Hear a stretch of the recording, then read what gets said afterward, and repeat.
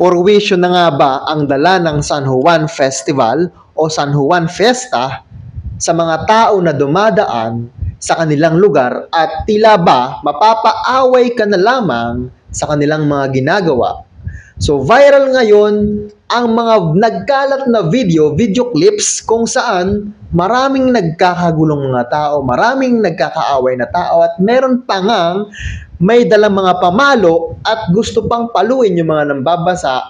Hindi na po masaya ang San Juan Fiesta. Masaya man sa iba pero may iba pong napupurwisyo. Ginagawang biro na nga, ginagawang katatawanan na lamang ang festival na ito kung saan ginaganap yung San Juan Festival o yung San Juan Fiesta. Marami tuloy ang pinagkukumpara ang Songkran Festival sa Thailand and San Juan Festival sa Pilipinas.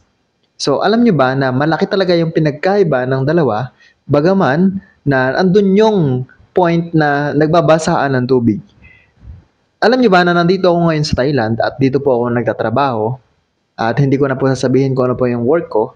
Malaki po talaga yung pinagkaiba nung napapanood natin sa video na nangyayari doon sa festa ng San Juan kung saan parang purwisyo na po yung dala doon sa mga tao at hindi na po yun katuwaan, hindi na po yun fiesta. Marami na pong nagagalit na ultimo kahit ayaw magpabasa ay binabasa po nila at nauuwi pa sa away. Alamin natin yung mga pinagkaiba ng Songkran Festival dito sa Thailand and San Juan Festival sa Pilipinas. So, unahin na natin yung pareho nila, basaan ng tubig. So, yun talaga ang festival sa kanila is basaan ng tubig. Pareho sila. Ganun po dito sa Thailand na binabasa din po. So, Songkran Festival, binabasa, bawat dumaan, binabasa. Pero ang pinagkaiba lang po nilang dalawa, doon po kasi sa San Juan Festival, ay kahit po ayaw, nung nagpapabasa na wag sila basain, ay pinipilit po nila, binabasa po nila.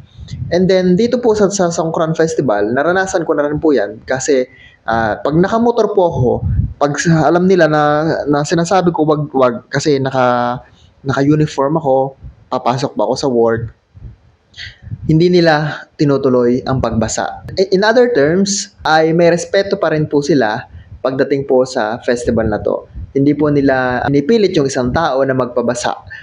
Alam niyo ba na ang ginagawa nila kapag po nagpapabasa dito sa Thailand ay lumalapit po talaga mismo yung mga nakamotor, nakasasakyan, doon sa mismong nagbabasa ng tubig.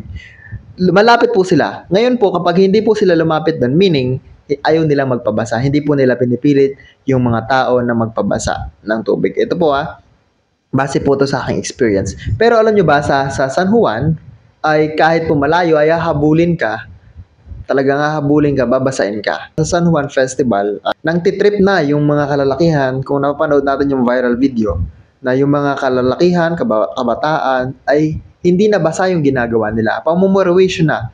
May napanood pa nga ako na video na talagang pumunta, sumakay sa kotse sa ibabaw ng hood ng kotse at talagang sumakay pa, nagtatalon-talon pa doon, humiga-higa pa. Basaan pa ba yon? Hindi na yung festival parang paninira na, pamumurwisyo na yung ginagawa nila. Hindi na yung festival na nakaugalian na nangyari dati na basaan lang talaga. Pero ngayon pamumurwisyo na, talagang sumasakay, lumalambitin pa sa mga truck na dumadaan. Alam nyo yun, iba na talaga. Hindi katulad dati. Pero dito, hindi mo yan makikita na ganun. May mga respeto pa rin naman. Alam nyo ba, na yung mga nambabasa dito ay mga nakasakay pa sa mga sasakyan. Ang binabasa nila yung mga kapwa din na may mga dala din ng mga tubig doon sa sasakyan. Halimbawa, yung pickup, may dalang tubig po yan. Kapag po may dalang tubig yan, tapos ang babasahin nila yung may mga dala ding tubig. May case lang talaga na binabasa nila yung mga nakamotor kapag pumayag yung mga nakamotor. At may mga dala din na water gun. So kapag po hindi sila pumapayag, gumaganon ako, hindi po nila binabasa.